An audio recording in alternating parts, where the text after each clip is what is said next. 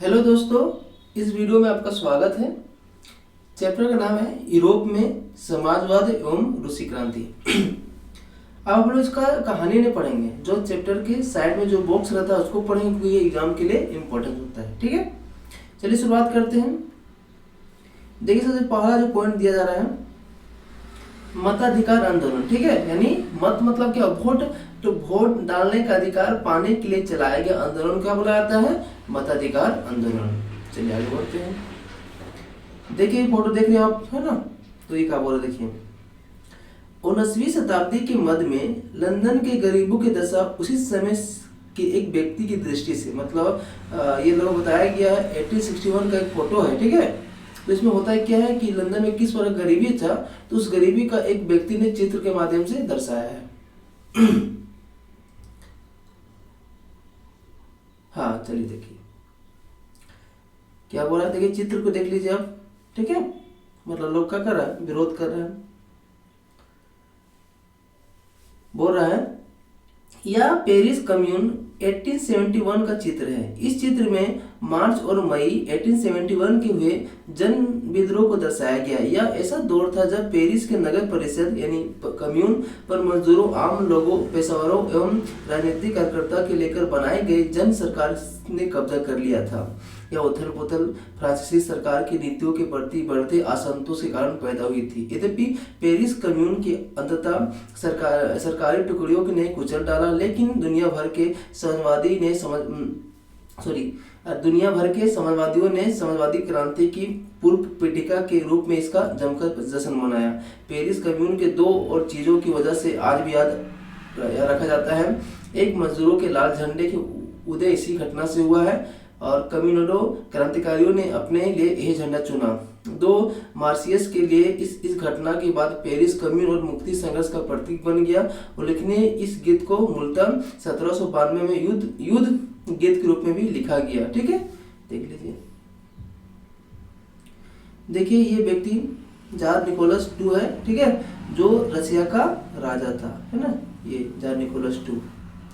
और Saint Petersburg स्थित winter palace के व्हाइट हॉल में जार निकोलस II 19वीं सेंचुरी का फोटो है। ठीक है, देखिए ये आप देख रहे होंगे। तो इसमें क्या बोल रहा है, ये रूसी साम्राज्य है, जर्मन, ऑस्ट्रिया हंगरी, फ्रांस। ठीक है, देखिए जो भी मित्र राष्ट्र है, ये सब मित्र राष्ट्र है। ठीक है, जो हरा हरा क्या, ये मित्र राष्ट्र है। ठीक है, ठीक है। अब केंद्रीय शक्ति कौन है? आपका जर्मनी है, ऑस्ट्रिया हंगरी है, ये सब क्या केंद्रीय शक्ति है। ठीक है, और कुछ ये लोग तटस्थ है, मतलब कोई ग्रुप में शामिल नहीं हुआ था। ठीक है, तो मतलब केंद्रीय शक्ति और मित्र राष्ट्र में क्या हुआ, प्रथम विश्व युद्ध लड़ा गया था 1914 से लेकर 18 के बीच। चलिए आगे बढ़ते हैं, देख लीजिए फोटो। युद्ध के पहले सेंट पीटर्सबर्ग में बेरोजगार किसान, ठीक है, बहुत सारे लोग धर्मार्थ लंगरों में खाना खाते और खस्ताहाल मकानों रहते। मतलब उस समय इतना बेरोजगारी था कि लोग, उनके पास खाने का पैसा नहीं था। वे लोग जो भी धर्म के द्वारा जो लंगर चलाया था उसमें उनको मुफ्त में अनाज मिलता था, यानी खाना मिलता था। क्रांतिपूर्व रूस में एक डॉर्मेट्री बने बंकर में सोते मजदूर। देखिए बंकर है जहाँ युद्ध से पहले लोग क्या हो रहा है, सोता था। वो रखे हुए पालियों में अपना बारी बारी सोते थे। मतलब देखिए मान लेते हैं 24 घंटा है। ठीक है, तो 8 घंटा बांट लिया गया। तो व्यक्ति जैसे ये काम करने गया, ठीक है, इसका सीट खाली हो गई तो ये सोएगा, फिर ये जाएगा तो ये सोएगा। इस प्रकार क्या हुआ, पाली पाली में लोग सोता था। चलिए सूरत 1 पढ़ते हैं, क्या बोल रहा है।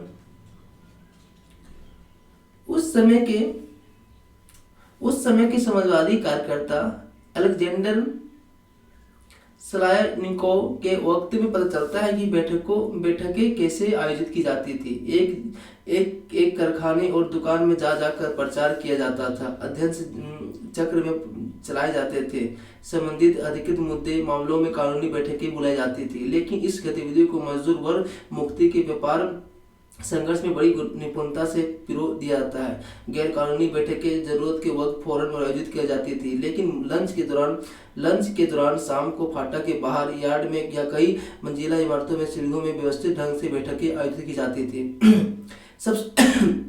सबसे जागरूक मजदूर दरवाजे के पास फलक का काम संभालते थे। मुहाने पर पूरी भीड़ इकट्ठा हो जाती थी। वहां सबके सामने एक आंदोलनकारी खड़ा होता था। मालिक टेलीफोन पर पुलिस की ओर बारे में जानकारी देते थे, लेकिन जब तक पुलिस पहुंची तब तक भाषण पूरे हो चुके होते, जरूरी फैसले लिए जाते थे। ठीक है, तो उस समय क्या था, मतलब देखिए बोला गया ये सब रिवोल्यूशनरी था, जो अंडरग्राउंड था, क्योंकि उस समय राजा का शासन था, तो आप अपना पक्ष नहीं रख सकते थे, पार्टी नहीं बना सकते थे। ये लोग छुप छुप के सरकार के नीतियों को विरोध करते थे।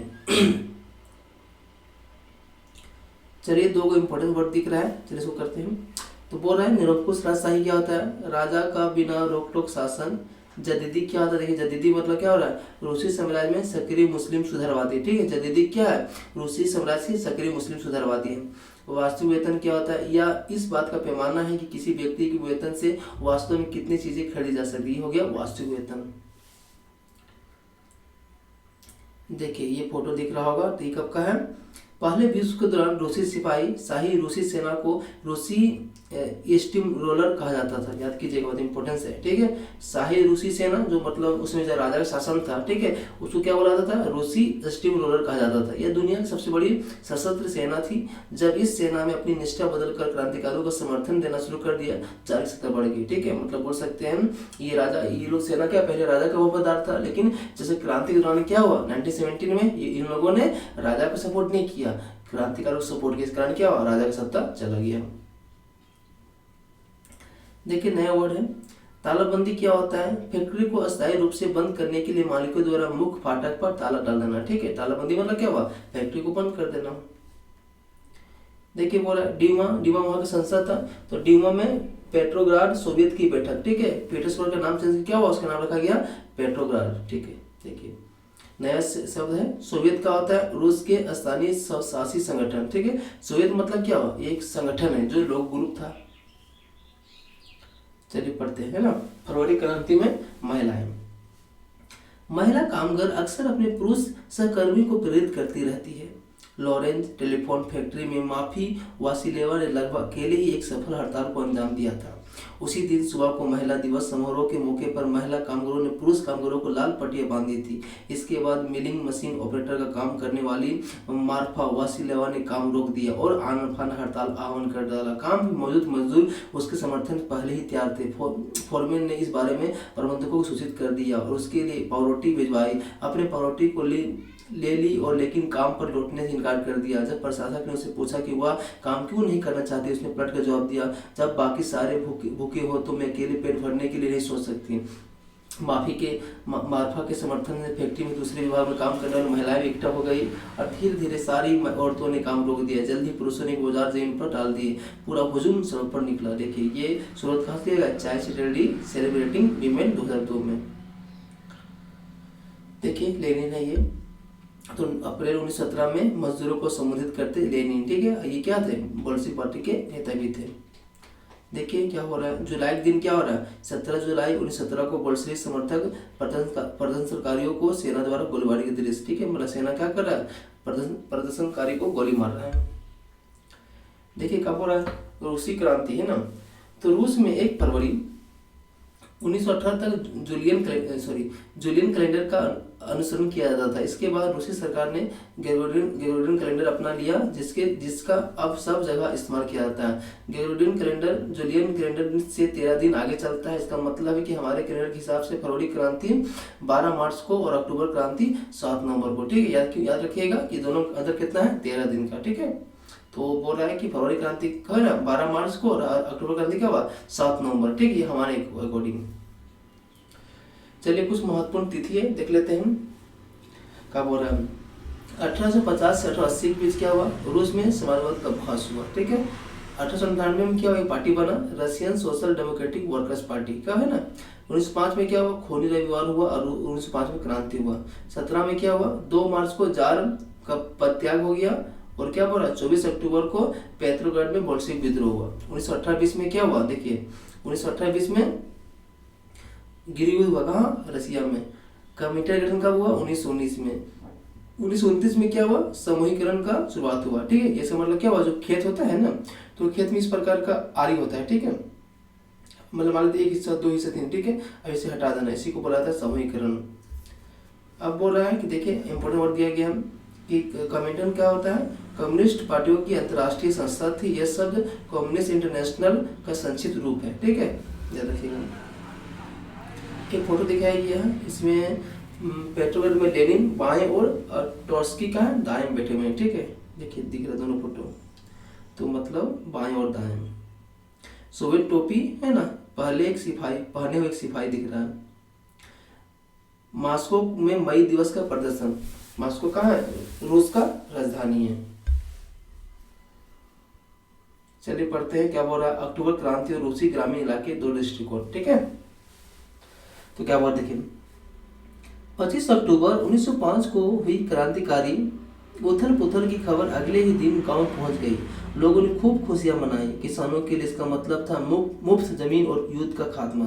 जिस दिन खबर मिली उसी दिन जमींदारों की हवेली लूट ली गई, उसके खेत कब्जे ले लिए गए और उसके विशालकाय बाग के पेड़ काट दिए गए। लकड़ी किसानों में बीच बांट दी गई, उसकी सारी इमारतें तोड़ दी गई, उसकी जमीन किसानों के बीच बांट दी गई। एक नई सोवियत जिंदगी जीने की तैयार थे, ठीक है। अब देखें, एक जमींदार परिवार के सदस्य ने अपने रिश्तेदार को भेजे खत में लिखा उसके परिवार की जागीर साथ क्या हुआ।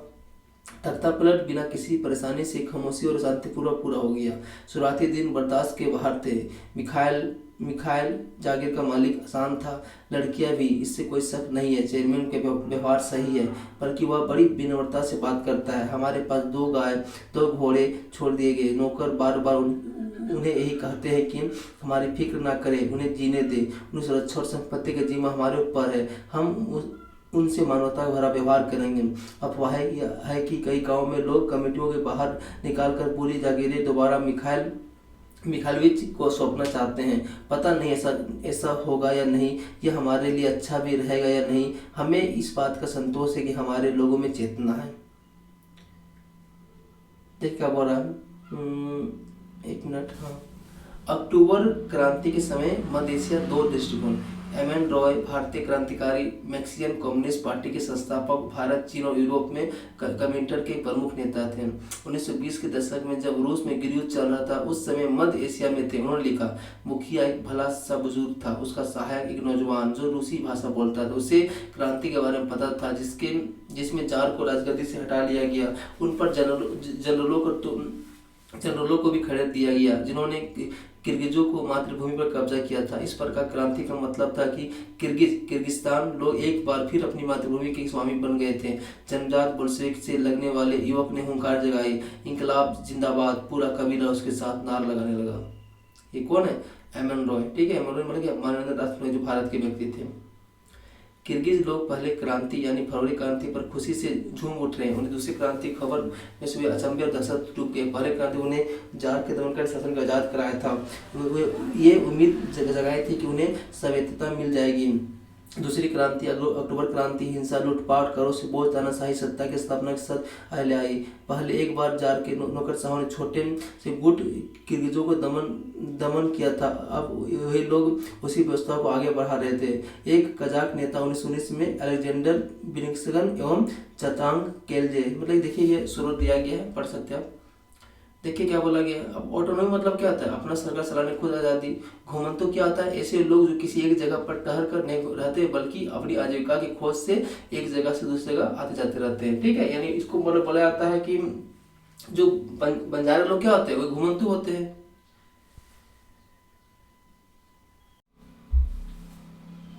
देखिए दोस्तों, चित्र 14 देखे।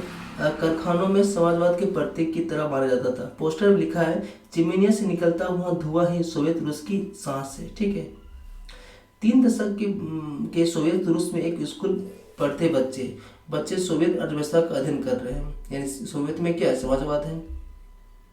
पहली 5 वर्षीय योजना के दौरान मैग्निटोगस का एक बच्चा, ठीक है। 5 वर्षीय योजना हमारा कहाँ से लिया गया? रशिया से लिया गया। 3 दशक से एक कारखाने का भोजन कक्ष, देखिए। चलिए पढ़ते इसमें क्या बोल रहा है। यूक्रेन के गांव में समाजवादी खेती। दो कब्जा किए गए खेतों को लेकर एक कम्यून बनाया गया। कम्यून में कुल 13 परिवार और 70 लोग थे। खेतों में हासिल किए गए कृषि उपकरणों को कम्यून के हवाले कर दिया गया। सभी सदस्य सामूहिक भोजनालय में खाना खाते थे। सहकारी साम्यवाद के सिद्धांत के आधार पर आमदनी को सबके बीच में बांट दिया जाता था। सदस्यों में श्रम होने वाले सारी आय और कम्यून के पास मौजूद सारी रिहायशी मकानों और सुविधाओं को कम्यून के सदस्य मिलकर इस्तेमाल करते थे। देखिए क्या बोल रहा है। 1933 में सोवियत बचपन से सोपन एवं यथार्थ। प्रिय दादाजी कालिनन, मेरा परिवार बड़ा है, 4 बच्चे हैं। हमारे पिता अब नहीं हैं, वे मजदूरों के लड़ते हुए मारे गए। मेरी माँ बीमार है, मैं बहुत पढ़ना चाहता हूँ पर स्कूल नहीं जा सकता। मेरे पास पुराने जूते थे पर वो अब इतने फट चुके हैं कि कोई उनकी मरम्मत नहीं कर सकता। मेरी माँ बीमार है, बहुत हमारे पास ना पैसा है ना रोटी है। मैं पढ़ना चाहता हूँ, हमारे सामने पढ़ने बस पढ़ने की जिम्मेदारी है। व्लादिमीर इलिच लेनिन ने ही कहा है, मुझे स्कूल जाना छोड़ना पड़ेगा। हमारा कोई रिश्तेदार नहीं है, कोई हमारी मदद नहीं कर सकता, इसलिए मुझे फैक्ट्री में काम करना पड़ेगा ताकि मेरा परिवार भूखा मरने से बच जाए। प्रिय दादाजी, मैं 13 साल का हूँ, पढ़ाई में अव्वल आता हूँ पर मेरी कोई खराब रिपोर्ट नहीं है। मैं 5वीं कक्षा में पढ़ता हूँ। यानी सोवियत राष्ट्रपति कलानिन के नाम से 13 वर्षीय एक मजदूर बालक ने क्या 1933 में एक लेटर लिखा। ठीक है, तो देखिए समूहीकरण के दौरान एक पोस्टर क्या देखिए क्या बोल रहा है। यह एक ऐसे किसान द्वारा लिखा गया पत्र है जो सामूहिक खेत में काम नहीं करना चाहता है।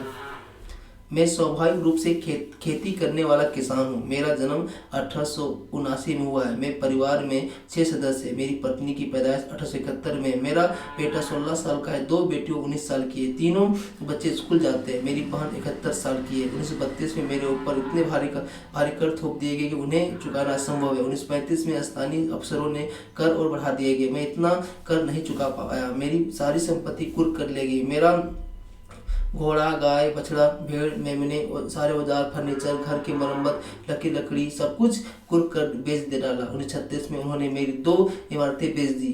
खोज में उन्होंने खरीद लिया। 1937 में मेरी दोनों झोपड़ियों में से एक बेच दी गई, दूसरा जब्त कर लिया गया। ठीक है, तो क्या हो रहा है, समूहीकरण के विरोध और सरकार की प्रतिक्रिया का सरकारी विवरण। इस साल फरवरी के दूसरे पखवाड़े से यूक्रेन के विभिन्न क्षेत्रों में किसानों से बड़े पैमाने पर विद्रोह किए हुए हैं। यह स्थिति समूहीकरण के क्रियान्वयन के दौरान पार्टी के निचले कार्यकर्ताओं द्वारा पार्टी लाइन से ठीक से लागू नहीं किए जाने की गर्मी में होने वाली कटाई की तैयारियों का परिणाम है। बहुत थोड़े से समय में उपयुक्त क्षेत्रों में चल रही गतिविधियों के आसपास इलाकों में फैल गई है। सबसे आक्रामक विद्रोह सीमावर्ती इलाकों में हुए हैं। विद्रोही किसानों का ज्यादा जोर इस बात का है कि समूहीकरण के कारण उनसे छीन लिया गया अनाज, मवेशी और औजार उन्हें लौटा दिया जाए। 1 फरवरी 15 मार्च के बीच 25,000 गिरफ्तारी हो चुकी है। 656 को मृत्युदंड दिया गया। 3,673 को शिविरों में बंद कर दिया गया। 5,580 देश निकाला कर दिया गया। सब किसी कारण ये सब जब रसिया में समूहीकरण किया गया, इस कारण क्या लाखों लोगों को बड़ा प्रॉब्लम हुआ, कारण कि उनका जमीन को छीन लिया गया था। देखिए एक दिया गया है इंडो सोवियत जनरल लेनिन, ठीक है, विशेषण हो गया। दूसरे विश्व युद्ध के दौरान भारतीय कम्युनिस्ट ने सोवियत संघ के जनमत का निर्माण किया। देखिए क्या बोल रहा है।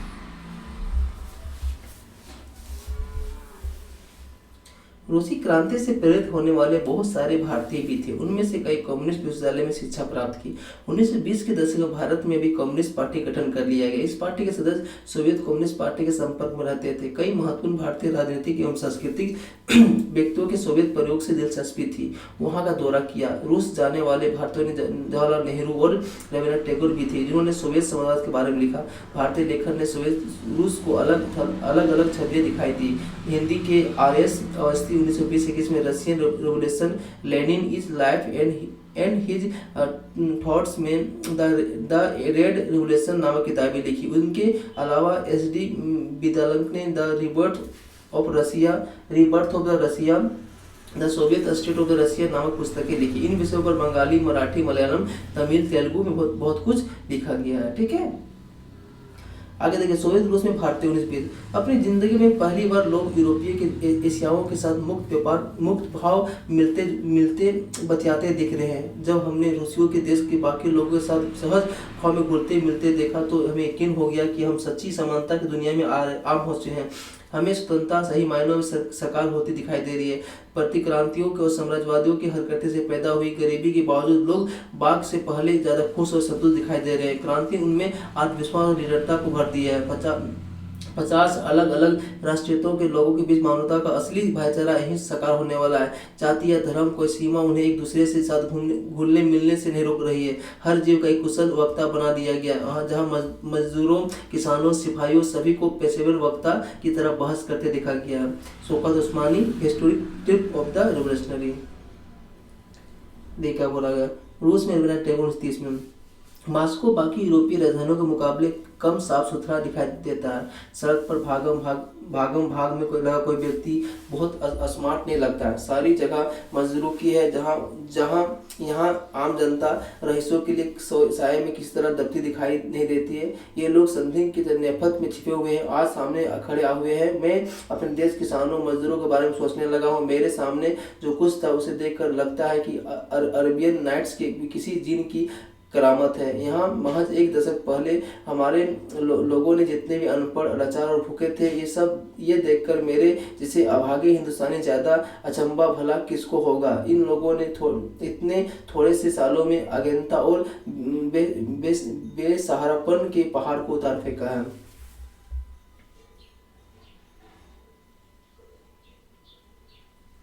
थैंक यू दोस्तों, वीडियो अच्छा लगा हो तो लाइक कर दीजिएगा और इसको दोबारा पढ़ लीजिएगा, आपको अच्छा लगेगा।